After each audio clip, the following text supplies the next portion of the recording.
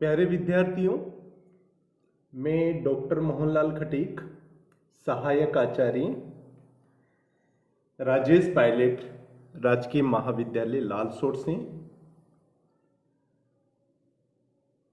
आपकी ऑनलाइन क्लासों में आज हम बीए द्वितीय वर्ष संस्कृत में जो प्रथम प्रश्न पत्र है, उस प्रथम प्रश्न पत्र में आज हम शुरुआत करने जा रहे हैं कठोपनिषद का।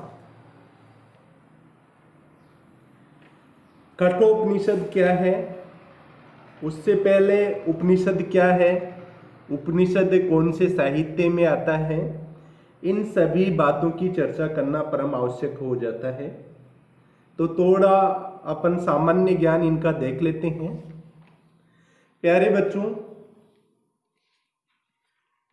संस्कृत साहित्य को आप दो भागों में विभाजित कर सकते हैं। एक भाग होता है वैदिक संस्कृत साहित्य और दूसरा भाग होता है लौकिक संस्कृत साहित्य। वैदिक संस्कृत साहित्य की अगर अपन बात करें तो वैदिक संस्कृत साहित्य में देखिए वेद आ जाते हैं और वेदों के साथ में वेदांग भी वैदिक साहित्य में आ जाते हैं। वेदों का अध्ययन हम चार भागों में करते हैं। सर्वप्रथम हम वेदों को पढ़ते हैं संहिता के रूप में, और फिर वेदों को ही हम पढ़ते हैं ब्राह्मण ग्रंथों के रूप में, आरण्यक ग्रंथों के रूप में और उपनिषद ग्रंथों के रूप में। वैसे देखा जाए तो वेदों का अंत उपनिषदों से हो रहा है। वेदांग जो आगे आते हैं, 6 वेदांग होते हैं। 6 वेदांग शिक्षा, व्याकरण, कल्प, निरुक्त, छंद और ज्योतिष। ये 6 वेदांग वेदों के अंग के रूप में स्वीकृत किए गए हैं, यानी इनको वेदों के अंगों के रूप में जाना जाता है। बाकी वैदिक साहित्य का अंत तो उपनिषदों से हो जाता है, इसलिए उपनिषदों को वेदांत कहा जाता है। आपको पता है 4 संहिताएं होती हैं, यानी वेदों का जो प्रथम विकास हुआ संहिता के रूप में हुआ। और संहिताएं कितनी होती है? 4 संहिताएं हैं। कौन कौन सी हैं? ऋग संहिता, यजुः संहिता, अथर्व संहिता और साम संहिता। फिर वेदों का अगला विकास हुआ ब्राह्मण ग्रंथों के रूप में। तो ब्राह्मण ग्रंथों की विषय वस्तु थी वेदों में जो कर्मकांड बताया गया था, संहिताओं में जो कर्मकांड बताया गया था और जो मंत्र थे उनकी व्याख्या करना ही ब्राह्मण ग्रंथों का मुख्य विषय था। प्रत्येक वेदों के और वेदों के भाग के अलग अलग ब्राह्मण ग्रंथों का विकास हुआ। उसके बाद में वेदों का जो तीसरा रूप में विकास हुआ वह आरण्यक ग्रंथों के रूप में हुआ और चौथा विकास उपनिषद ग्रंथों के रूप में हुआ।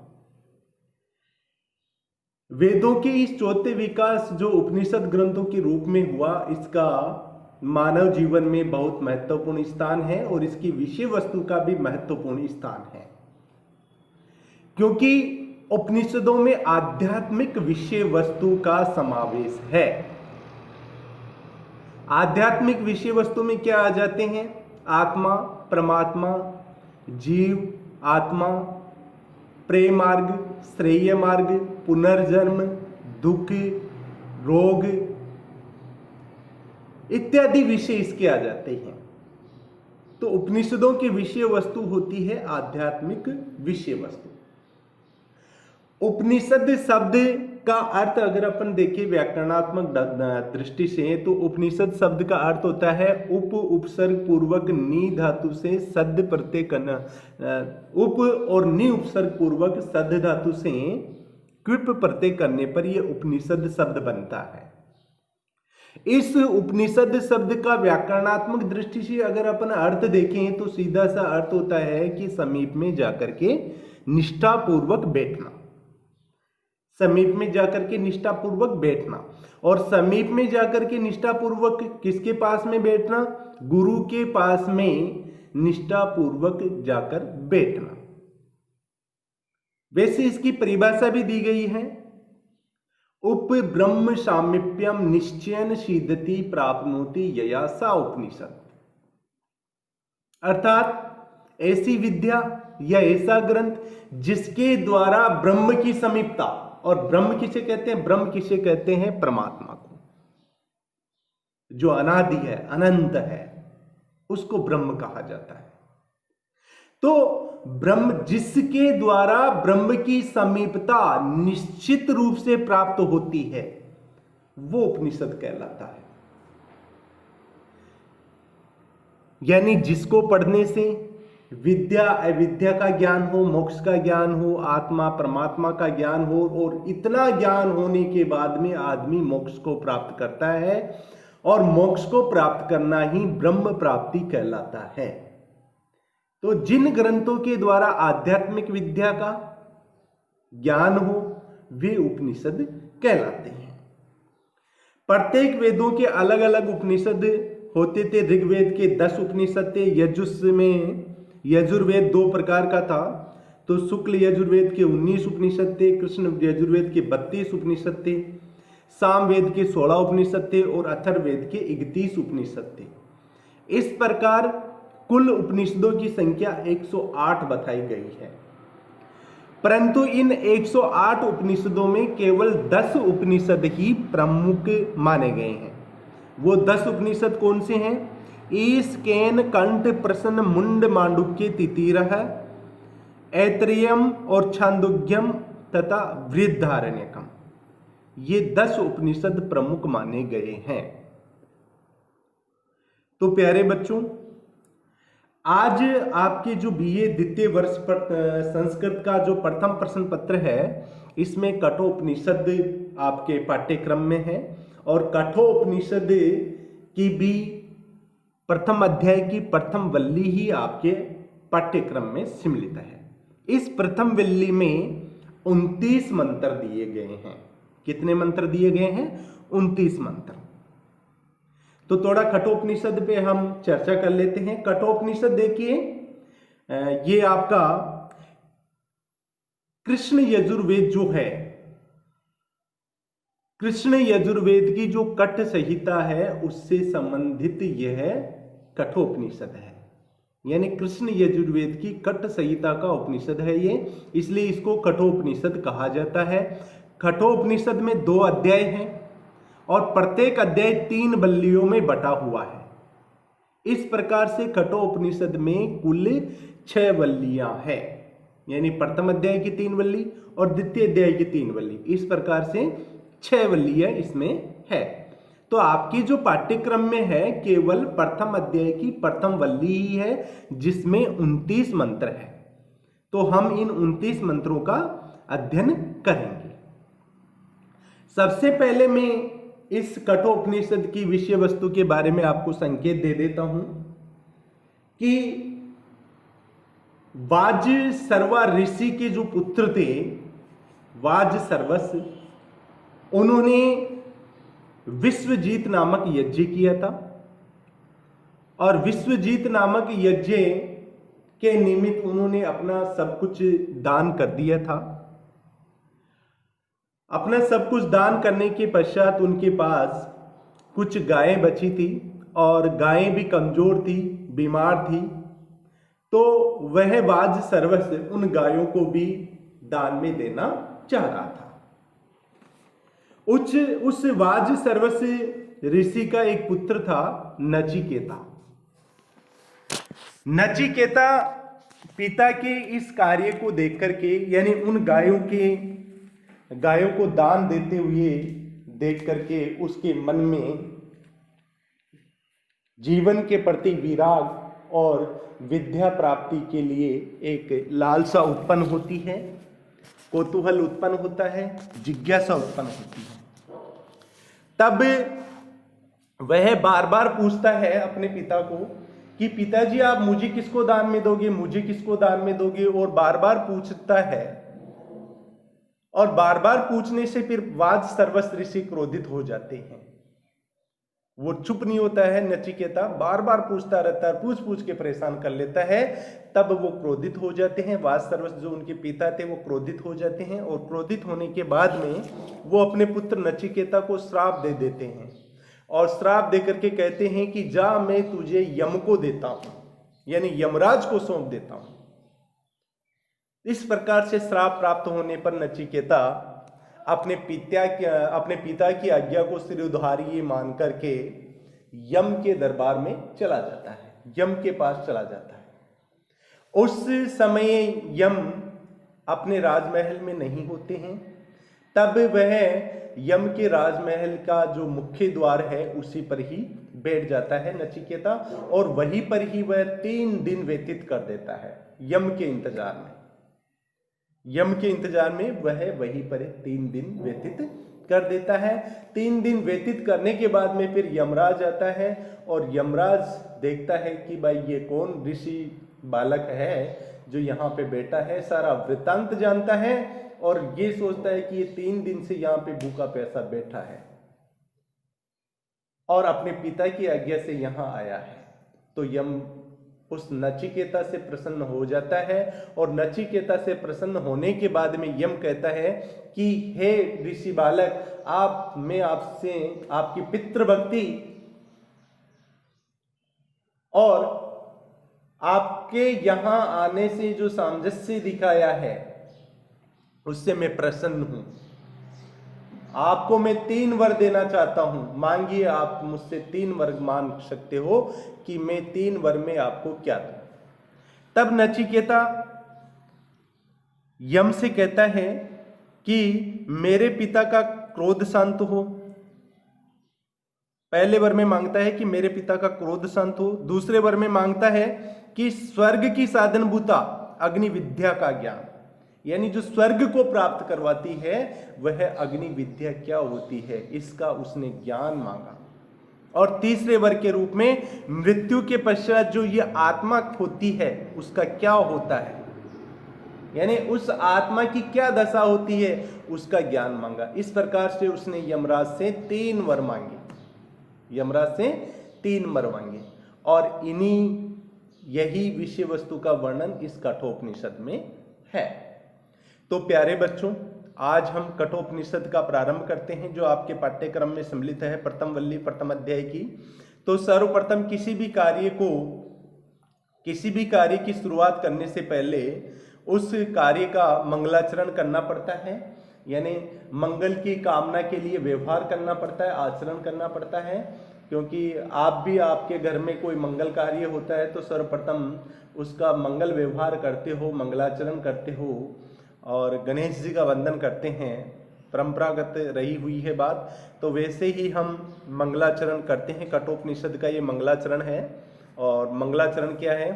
ओम सहना भवतु सहनौ भुनक्तु सह वीर्यं करवावहै तेजस्विनावधीतम् अस्तु मा विद्विषावहै। ये मंगलाचरण हो गया। मंगलाचरण के बाद में सर्वप्रथम इस मंगलाचरण का हम अन्वय देखते हैं। इस मंगलाचरण का अन्वय है ओम नौ सह अवतु, ओम नौ सह भुनक्तु, ओम सह वीर्यम करवावहै, नौ अधितम तेजस्वी अस्तु, ओम शांति शांति शांति।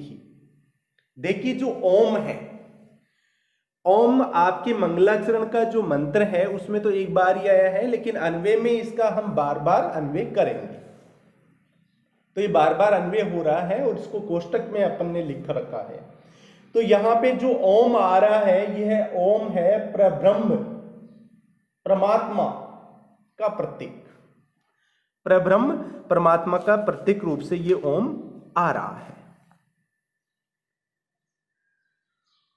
यानी एक अक्षर वाला ब्रह्म, एक अक्षर वाला ब्रह्म का ये प्रतीक है। यानी ब्रह्म के प्रतिनिधि नाम से अभिहित यह शक्ति ओम है। तो यह जो शक्ति ओम है वह नौ हम दोनों का, नौ यानी हम दोनों की। अब देखिए नौ आपका जो अस्मद शब्द है उसका वैकल्पिक रूप है, षष्ठी का द्विवचन है और वैकल्पिक रूप है नौ। तो हम दोनों की, अब हम दोनों कौन है यहाँ पे? हम दोनों हैं यहाँ पे गुरु शिष्य, गुरु और शिष्य, गुरु और शिष्य।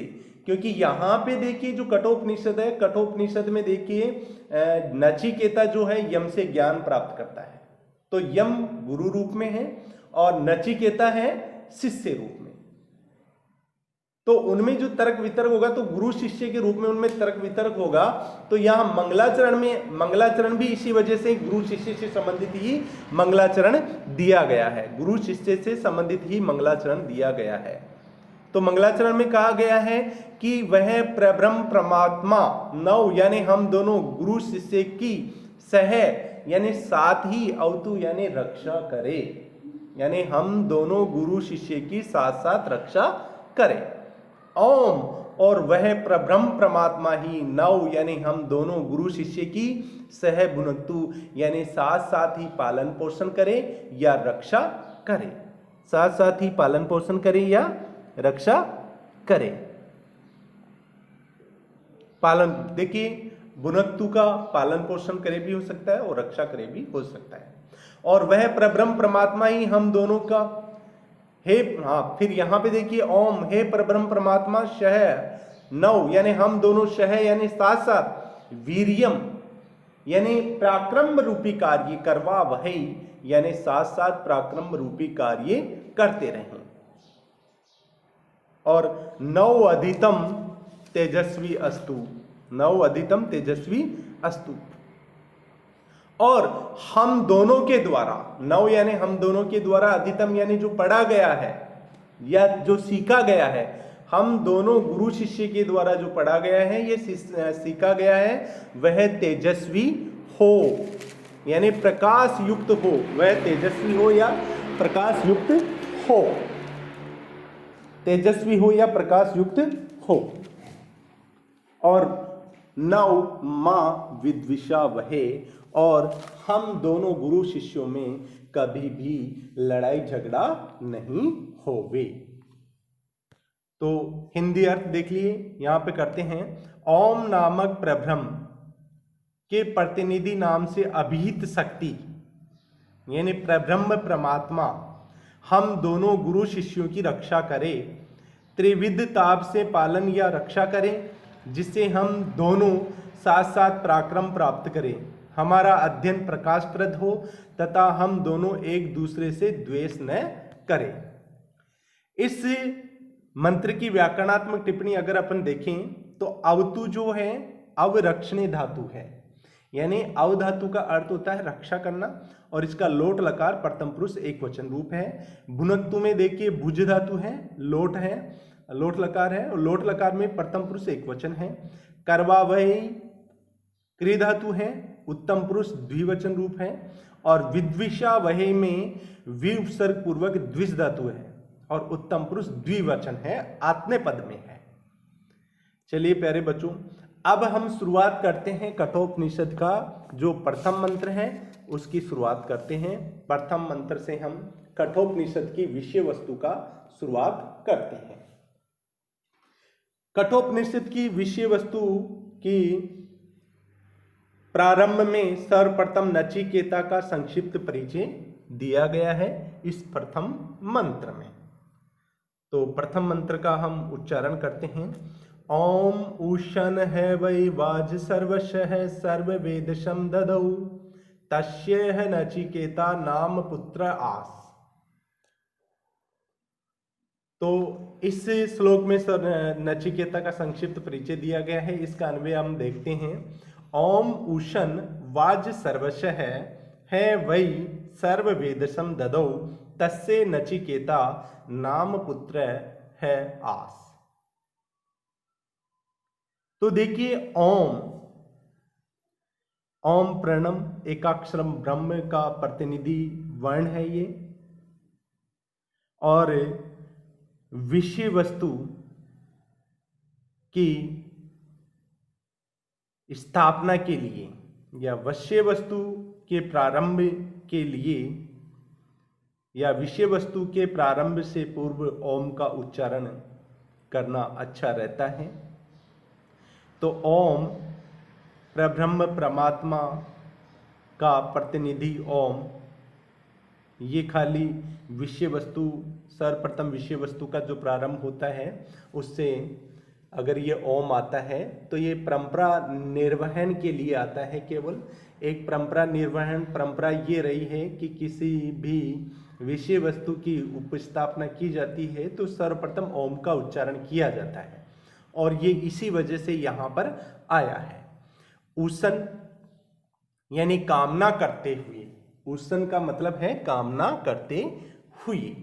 वाज सर्वस्व है, यानी वाज सर्वस ने, वाज सर्वस ऋषि ने, है वही, ये है और वही जो निपात है ये निश्चयार्थक निपात है, और ये वैदिक संस्कृत के अव्यय हैं, एक अव्यय के रूप में आते हैं।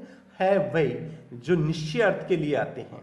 सर्व वेदशम ददौ, यानी संपूर्ण धन दौलत ददौ यानी दे दिया, यानी उषण यानी कामना करते हुए वाज सर्वस ने निश्चित ही अपना संपूर्ण धन दौलत ददौ यानी दे दिया। अब किस में दे दिया? विश्वजीत नामक यज्ञ में संपूर्ण धन को दान दे दिया। तस्य नचिकेता नाम पुत्र है आस, और उस वाज सर्वस ऋषि के नचिकेता नाम का पुत्र था। जो वाज सर्वस ऋषि का पुत्र था उसका नाम क्या था? नचिकेता नाम था। तो इस प्रथम मंत्र में नचिकेता का सर्वप्रथम संक्षिप्त परिचय दिया गया है। और आपको पता है कि वाज सर्वस ऋषि विश्वजीत नामक यज्ञ कर रहे थे, और विश्वजीत, देखिए यज्ञ जो किया जाता है, एक वैदिक संस्कृत में एक वाक्य आता है, स्वर्ग कामो यज्ञेत, यानी अगर किसी व्यक्ति को स्वर्ग की कामना है, मोक्ष, यहां पे स्वर्ग की कामना से मतलब है मोक्ष की कामना। लोगों की धारणा है कि स्वर्ग की प्राप्ति अगर हो जाती है तो वहां पे जन्म जन्मांतरों के बंधनों से छुटकारा मिल जाता है, परम सुख की प्राप्ति हो जाती है, परमात्मा की प्राप्ति हो जाती है। तो लोगों का चरम लक्ष्य होता है स्वर्ग कामो यज्ञेत, यानी स्वर्ग की कामना करना। तो वैदिक युग में जो प्रत्येक व्यक्ति थे, ऋषि मुनि थे, उनका परम लक्ष्य होता था स्वर्ग की प्राप्ति करना। तो उन्होंने ये कहा था कि अगर कोई स्वर्ग को प्राप्त करना चाहता है तो उसको यज्ञ करना चाहिए। अगर स्वर्ग की कामना कोई करना चाहता है तो उसको यज्ञ करना चाहिए। और यज्ञ में दान की क्रियाएं भी होती है। यज्ञ में क्या होती है? दान की क्रियाएं भी होती है। तो प्रत्येक अगर आदमी को यज्ञ कर रहा है, और यज्ञ क्यों कर रहा है? स्वर्ग की कामना से। तो यहां पे उसन के साथ आएगा कि वाज सर्वस ने स्वर्ग की कामना करते हुए, स्वर्ग की कामना करते हुए विश्वजीत नामक यज्ञ में अपना संपूर्ण धन दौलत दान में दे दिया, अपना संपूर्ण धन दौलत दान में दे दिया। अब उस वाज सर्वस ऋषि के नचिकेता नाम का पुत्र भी था। ये प्रथम मंत्र का अर्थ हो गया है। इसका एक बार सम्यक अर्थ देख लेते हैं। वाज सर्व के पुत्र वाज सर्वस ने यज्ञ की कामना करते हुए या स्वर्ग की कामना करते हुए अपने संपूर्ण धन का दान कर दिया। उनके एक नचिकेता नाम का पुत्र था। हिंदी व्याख्या में देखिए, है वही जो दोनों हैं, ये अव्यय हैं। ये वैदिक साहित्य में ब्राह्मण ग्रंथों की रचना शैली के प्रतिपादक अव्यय हैं, जो किसी विषय पर बल देने के लिए प्राय प्रयुक्त प्रतीत होते हैं। वाज सर्वा नामक ऋषि के पुत्र वाज सर्वस है। उसन वह वाज सर्वस यज्ञ की कामना से। अब यज्ञ भी किस कामना से किया जाता है? स्वर्ग की कामना से किया जाता था। तो सर्व वेदसम ददो, यानी संपूर्ण धन का दान कर दिया। और उस वाज सर्वस का नचिकेता नाम का एक पुत्र भी था। वाज सर्वा नामक वैदिकालीन ऋषि ने स्वर्ग की कामना से यज्ञ के निमित्त अपना सर्वस्व दान कर दिया था। उनके एक नचिकेता नाम का पुत्र था। देखिए व्याकरणात्मक टिप्पणी आती है। व्याकरणात्मक टिप्पणी में ददौ जो है दा धातु है, लिट लकार है, प्रोक्ष लिट में आता है, और प्रथम पुरुष एक वचन रूप है। आस जो है अस धातु है, इसमें भी लिट लकार है और प्रथम पुरुष का एक वचन है। चलिए प्यारे बच्चों, आज का अध्ययन हम यहीं पे समाप्त करते हैं। आगे के अध्ययन में हम आगे के मंत्रों का अध्ययन करेंगे। धन्यवाद।